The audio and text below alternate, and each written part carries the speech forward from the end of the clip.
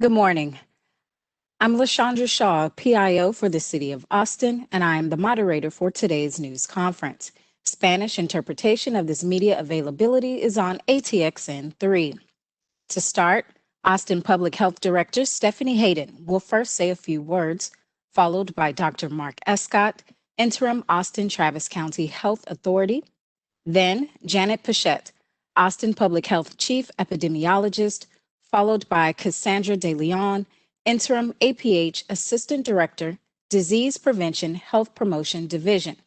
We will then open it up to our pool reporter who will ask questions on behalf of the media. Stephanie, over to you. I'd like to start out by talking about the holidays.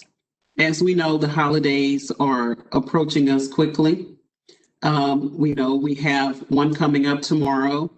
And my advice to everyone is please be as safe as you can be. We have our risk-based guidelines that are available for you to go on our website and look at that information. We want you to really gather with individuals that live in your home. We want you to continue to look at how you can establish new traditions. And for those of you that did not travel during the Thanksgiving holiday and you only had your meal with your family and you established a new tradition, my hope is that you will continue that. Also, it is National Influenza Vaccination Week, and we have to encourage you to get your flu shot. It is not too late for you to get your flu vaccine. If you want to, if you're underinsured or uninsured, please go to Austin, Texas /flu. If you have insurance, contact them and ask them where is the nearest pharmacy that you can go to get your flu vaccine. At this time, I'll transition over to Dr. Escott.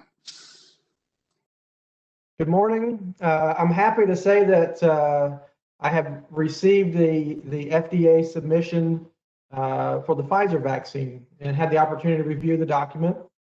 That's a 53-page document. It's available publicly. And after reviewing that, I'll say that I'm extremely impressed with the efficacy and the safety of this vaccine. Overall, the efficacy, the effectiveness of the vaccine, 94.6%, 95% for those individuals between the ages of 16 and 55. So much better than I think anyone expected it to be, but it is impressive. There are side effects associated, particularly after the second shot, but the indications, the data we have now are that those are relatively mild, that they are side effects that are commonly seen with other immunizations, like chills, like muscle aches, like pain at the site, like swelling. Really no serious or concerning adverse events that would give us pause in terms of encouraging the use. The data from the Pfizer vaccine is excellent. The data that we've seen so far for the Moderna vaccine is excellent as well. The other encouraging thing that we see from this data is the impact on severe disease, with only one individual in the group receiving the vaccine that had a severe illness. And it wasn't that severe because the person didn't even need to be hospitalized. So that's incredibly impactful. And I think that we're likely to see the FDA authorizing under the emergency use authorization this vaccine after the hearing tomorrow. With that, I'll turn it over to Janet Pichette.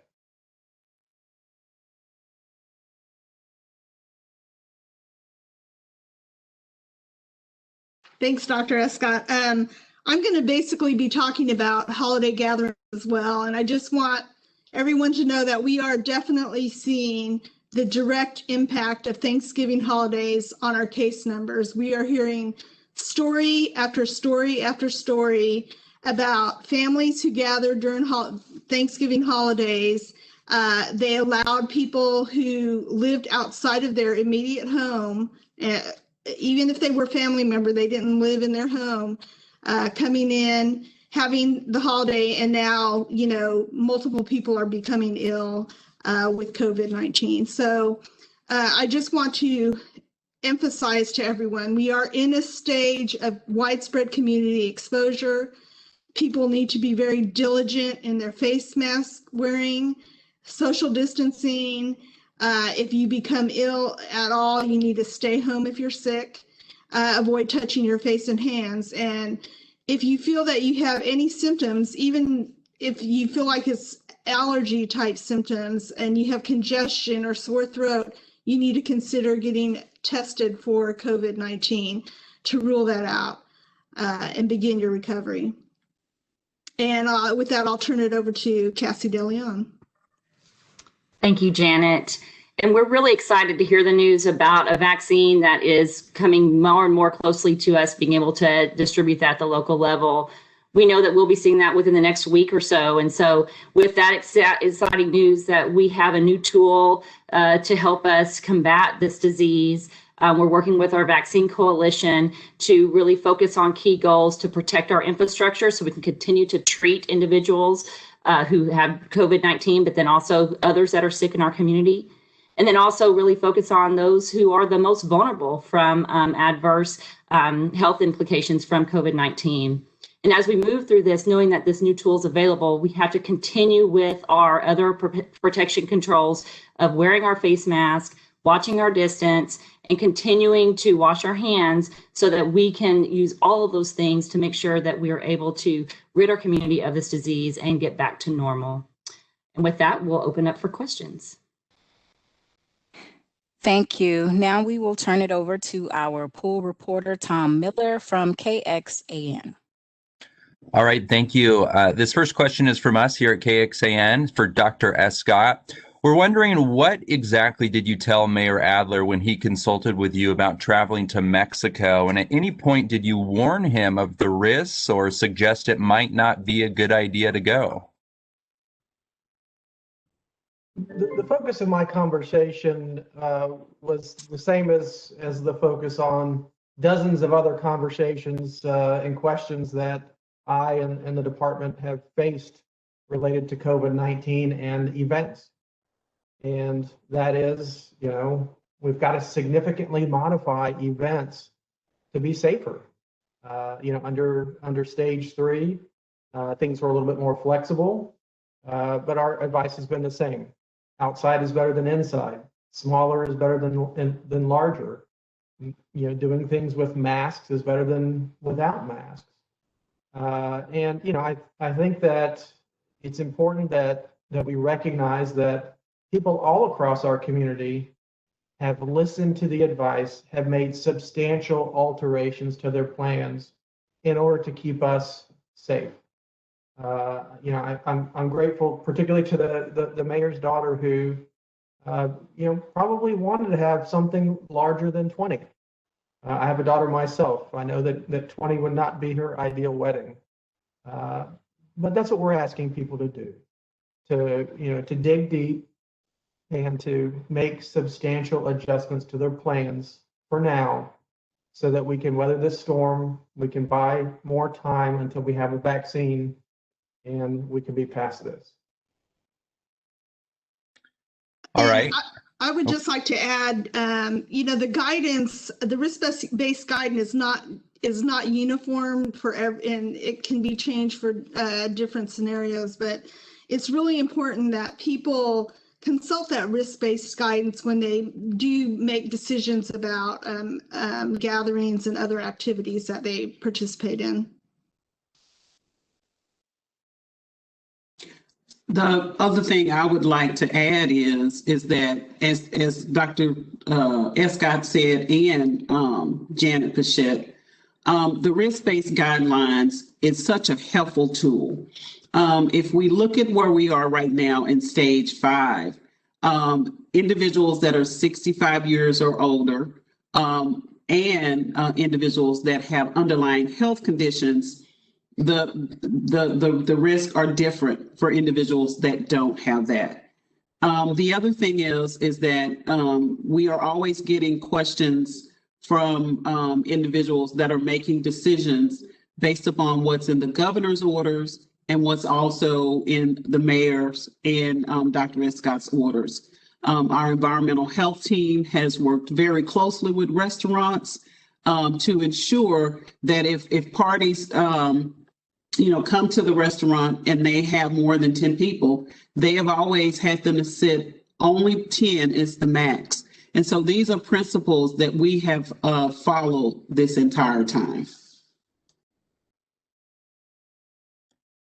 This next question is from KUT, and it asks, how soon can we expect people in the Austin area to receive the initial doses of the COVID-19 vaccine? And when do you expect to receive more doses? Yeah, I'll answer that. We have received notification from the Department of State Health Services that Austin Travis County will be in receipt of about 13,650 vaccine as early as next week. That is contingent on the FDA's emergency use at the authorization. And so we are planning for, as that vaccine comes into the community next week, to anticipate that we'll start seeing vaccination starting. Additional vaccine we expect will trickle into our community in the coming weeks following that. And we are making plans to receive that vaccine and deploy it. And I'd like to just add, we just need to hold on a little bit longer and be patient. We know this is a very fluid situation, and we are learning every day a little bit more about the vaccine distribution and how it will impact our community. So we just ask for continued patience. We're excited about the prospects of beginning our vaccine delivery. And I want to reiterate that our primary goal right now is to protect the hospital infrastructure, protect our healthcare infrastructure. We don't have enough doses to do that yet. That will include our EMS providers. Beyond that, beyond securing that healthcare infrastructure, our other major priority during these initial phases is to really prevent death and severe disease. And to give you an idea of how many people that is in our community, we look at individuals over the age of 80, that's about 30,000 people. Between 70 and 79, another 50,000 people. If we add 60 to 69, it's another 115,000 people. We've received, 13,000 or are receiving 13,650. So we need a lot more doses just to cover those who are at the high risk for severe illness or death. So as Janet said, it's going to be a while. If you're younger, under the age of 50 and healthy, it's probably going to be spring or early summer before it's likely that those individuals be offered a vaccine. All right, this next question is from CBS Austin. It asks, are we seeing the predicted Thanksgiving increases in cases right now? The 7-day admission average is rising, and there are significantly more people in the hospital ICU ventilators than were on Sunday. Yes, we certainly are seeing an increase. We've been seeing an increase over the past week in terms of newly diagnosed cases, admissions to the hospital, as well as total hospital beds being utilized. We had a significant jump yesterday in terms of ICU bed utilization moving from 75 to 82. So we are concerned. This is about the time we expect to see the hospital side of things start to be more significantly impacted. I think the next several days are going to tell us a lot about how significant that bounce will be.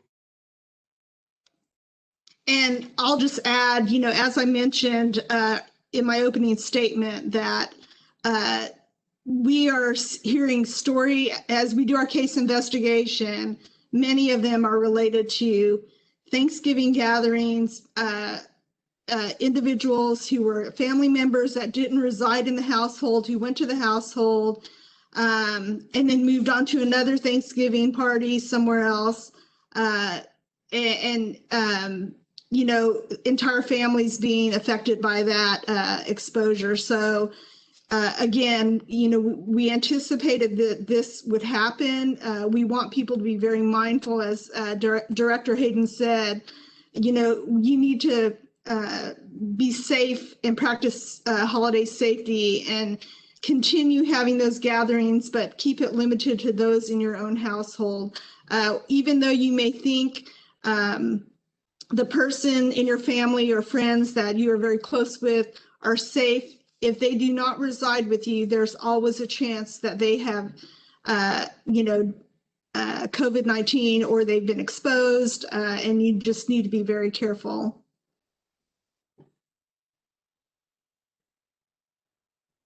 All right, this next question comes from KOOP Radio, and it asks, last week you reported that there were not enough rapid tests on hand to cover AISD schools. What have you heard from the governor about this since announced rapid testing program that will relieve this shortfall and also allow broader testing to first responders and the general public?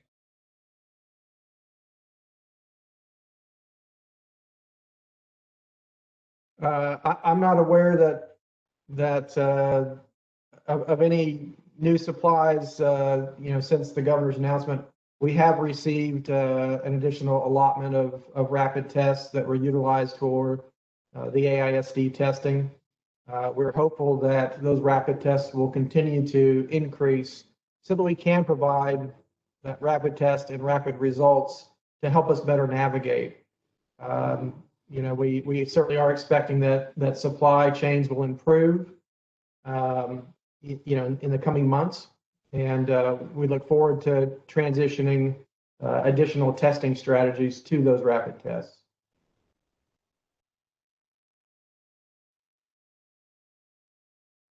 Okay, this next question is from Fox 7. We are seeing more gatherings at hotels and weddings, likely due to pandemic fatigue. How are contact tracing efforts going with these? So again, as our case counts begin to increase, they become pretty unmanageable from this standpoint of our primary focus will be on doing case investigations. That's how we get contacts. Some of the challenges we anticipate happening are a lot of people who are investigated, and when asked if they can provide their contacts to us, are refusing to do so. And we've seen that specifically this week related to holiday gatherings and weddings and things like that. So it's something we've struggled with from the beginning of this pandemic, people not being forthright with information, which is very important to us to follow up. So again, as we get into community-wide transmission and it begins to increase at a higher level, it becomes more challenging to effectively do contact tracing, because we're very focused on doing the case investigation and identifying specifically information related to those newly identified cases. We've also asked, we really need people to cooperate and to provide information so that we can manage this disease. We have unprecedented outbreak right now in the United States, unprecedented numbers of deaths, and we need the public support in those case investigations and contact tracing. We cannot manage the disease without that support. But if people still refuse to provide that information, it's essential that they themselves contact individuals who they encountered and tell them that they've been exposed. It's the right thing to do. It's the moral thing to do. And we've got to continue to work together as a community to control this outbreak and buy us the time that we need to get enough folks vaccinated. All right, this next question is from Community Impact. Can you share which area hospitals will receive allotments of the Austin area's first vaccine shipment this month? Do you know what percentage of the 13,650 initial doses each facility will receive? So that information was released via press release, I believe, from the Texas Department of State Health Services. We can certainly provide that list. it provides the allocation for all the hospitals across the state that were identified to receive vaccine with the breakdown of how many doses each of those facilities will receive. In discussions with our healthcare executives, it's certainly not enough to vaccinate everybody in the hospital. It's going to be enough to vaccinate those who are at the highest risk for exposure in the COVID-19 wards, in the ICUs, and probably in the emergency departments as well. But they certainly do need more vaccine. Right now, the estimates is that maybe 50% of those hospital employees may be able to be vaccinated, but we're still trying to get better identification of those numbers.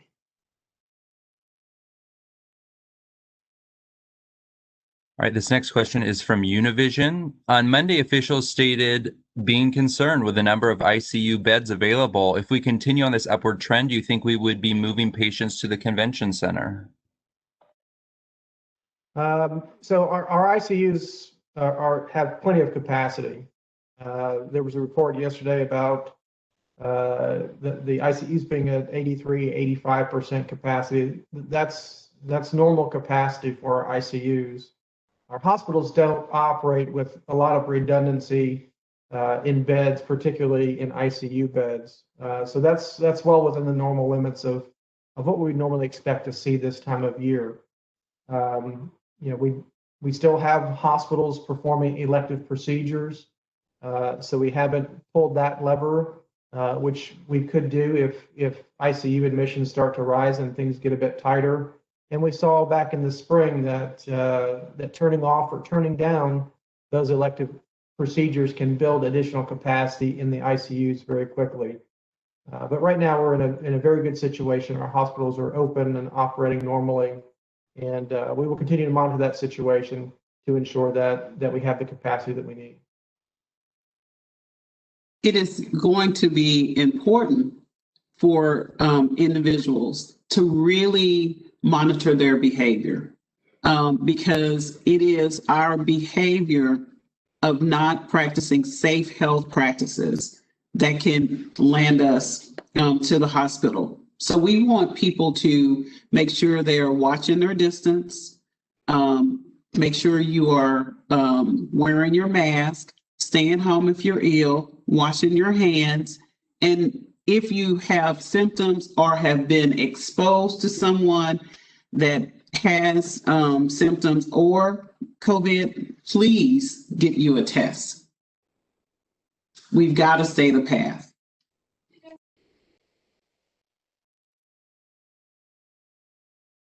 All right, these are our second questions from the media outlets. So we're circling back with KXAN. And I just wanted to ask a follow-up question to Dr. Escott about the mayor and his trip. Do you believe that it was appropriate for the mayor to travel when he did? Was that your recommendation that would be an okay thing for him to do? So again, we didn't have specific discussions regarding trips. But I'll say that generally speaking, our guidance at that time at stage 3 of risk did not include in avoiding travel for those individuals who were in the lower risk category. Had the mayor asked me, I would have said that our guidance says that it's okay if the people who are traveling fall into that lower risk category. Obviously, things have changed significantly since the beginning of November. That guidance now would include to avoid those kinds of trips. So from the public health standpoint, it was not inconsistent with the guidance at the time.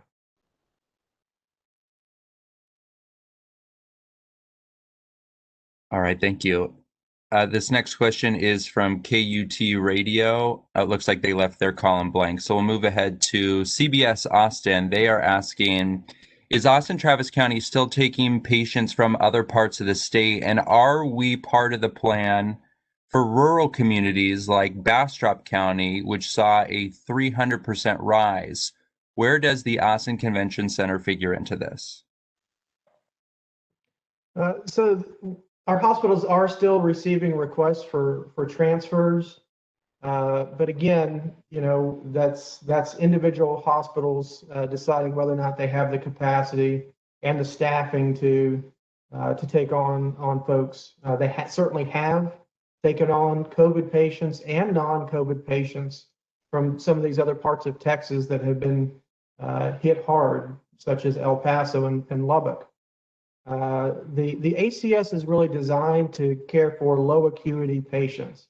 And that means patients who are sick and need hospitalization, but they don't need a lot of care. So this may be individuals who just need some supplemental oxygen and need some monitoring, but not intensive care type of patients. When we talk about surge for intensive care, that involves care within the walls of the hospital. So building additional capacity at those hospitals themselves if it's needed. Again, right now, we don't have any indication that in the next several weeks, we're going to need to utilize the ACS. But it's critical that folks understand that things could change very quickly, as we saw in the catastrophic surge in El Paso and Lubbock, in surges right now in Abilene, Midland, Odessa, Waco, certainly increasing cases in Dallas, Fort Worth, and San Antonio. We must be very careful, and we must continue that caution until we can get the vaccine in sufficient supply to make a difference.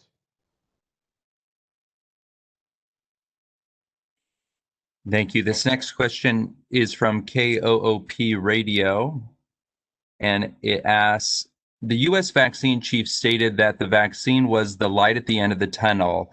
Yet the New York Times reported that vaccines will be much less effective if they are introduced into a population where the coronavirus is raging. What is your estimation of the effectiveness of the vaccines in Central Texas? Well, I think here in Travis County and in Central Texas, vaccines will be very beneficial. Again, when we look at our active cases over time, we are at the bottom of the major metropolitan counties in Texas. That means we haven't seen huge surges of coronavirus here, which means we still need the vaccine. In places where there has been substantial surge, like El Paso, the efficacy may be less, or the vaccine may be less impactful because so much of the population has already been exposed. The percentages here, are going to be in the neighborhood of 5 to 10% of individuals having had COVID-19 when we consider the ones that we know about and the ones that we probably don't know about. So we still have a long way to go, long gap to fill between that 10% and the 70% that we would need to have herd immunity in this community. And I would just like to add, to make sure that Austin Travis County continues to be best suited for getting vaccine and flattening the curve and getting us protected, we've got to continue to maintain our infection control measures. I know we've said that a lot already, but that's essential to make sure that we continue to flatten the curve and we protect as much of our population as possible so that when vaccine becomes widely available, that we can really use that as an additional tool to get us back into normal operations and get us all protected. So continue to wash hands, wear masks, stay home when you're sick, and watch that social distancing.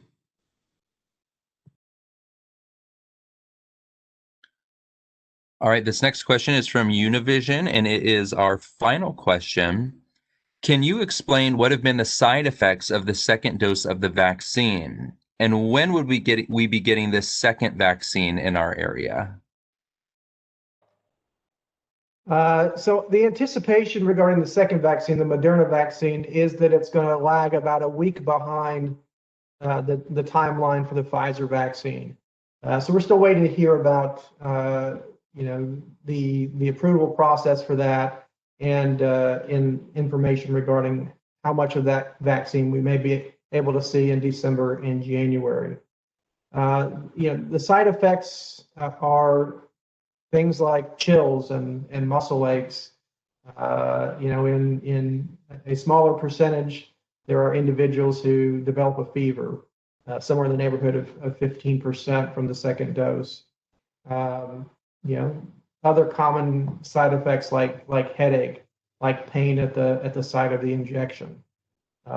Those symptoms tend to be higher in number in younger age groups, so the under age 55, and less so in the older age groups. But overall, very mild symptoms, and consistent with the side effects that we've come accustomed to from other types of vaccines.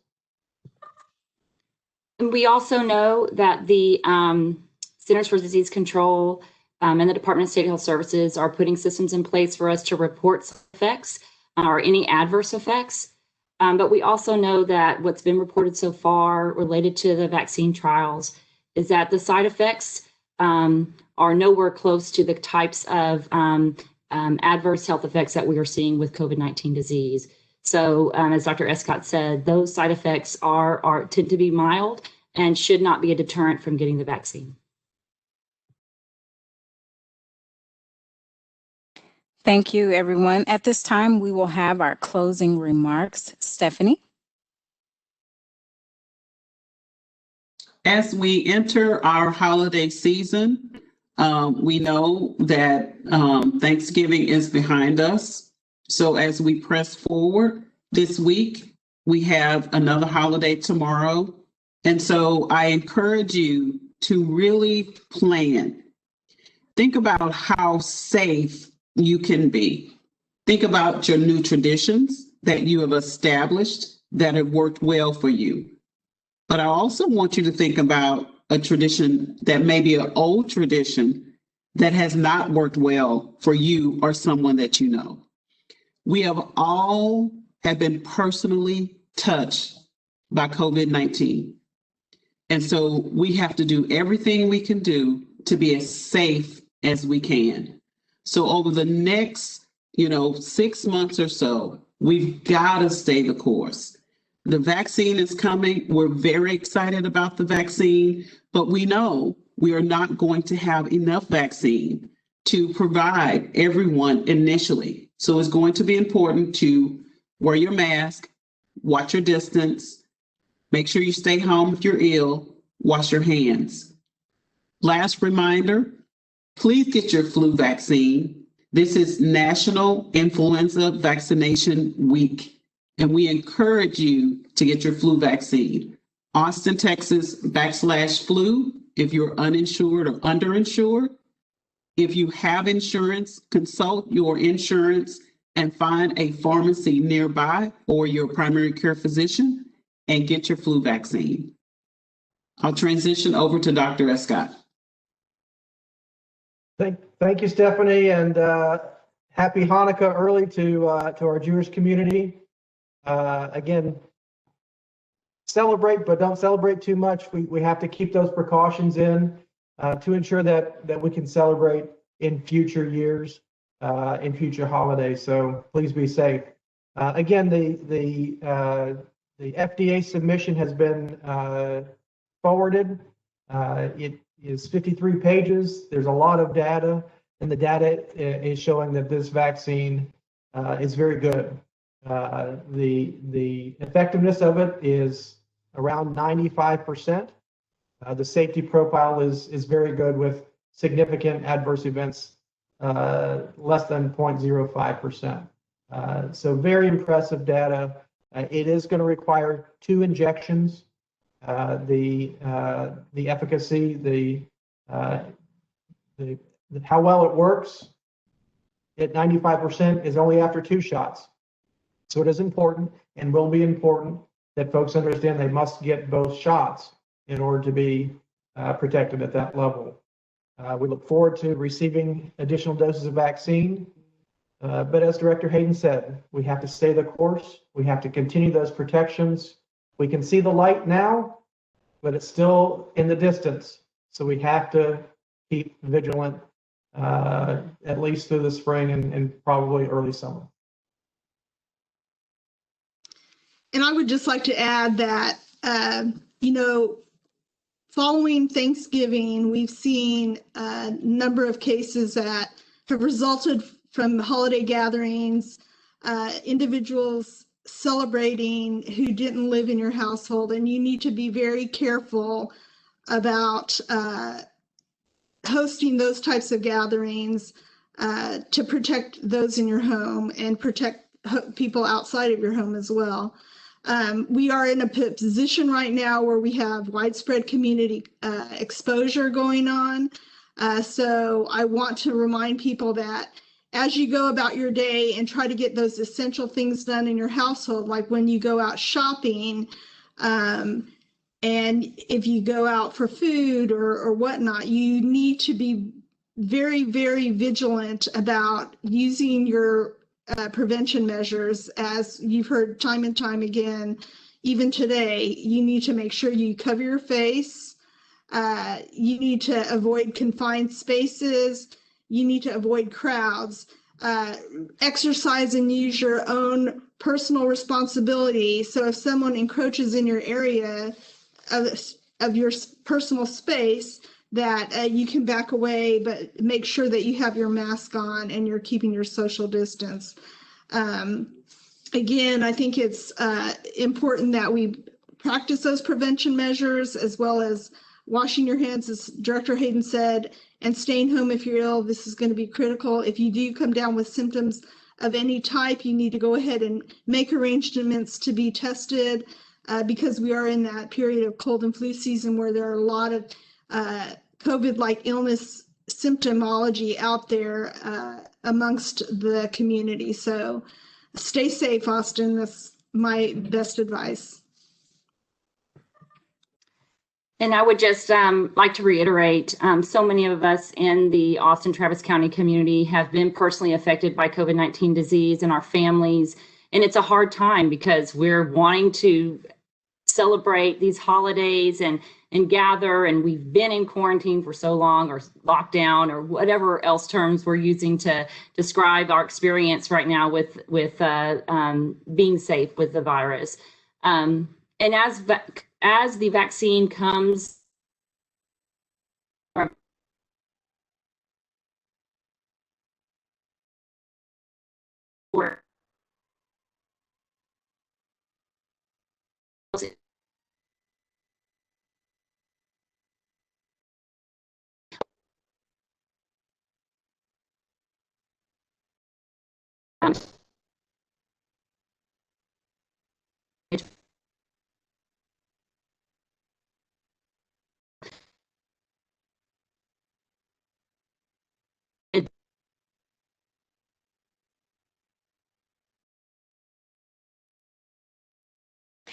That concludes our media availability for today. Thank you to Director Stephanie Hayden, Dr. Mark Escott, Janet Pichette, and Cassandra De Leon, and to our pool reporter, Tom Miller from KX. Thank you for joining us, and have a safe day.